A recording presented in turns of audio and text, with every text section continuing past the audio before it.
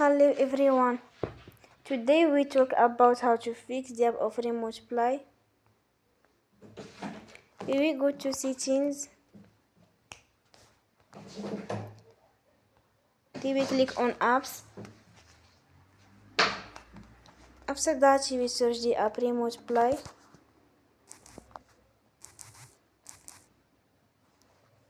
And then we click. Then you will on force stop. After that we will go to storage. Then we click on clear cache. In the end, you turn off your phone and you will recharge your phone again. Don't forget to support us by like and subscribe. See you next time and thank you for watching.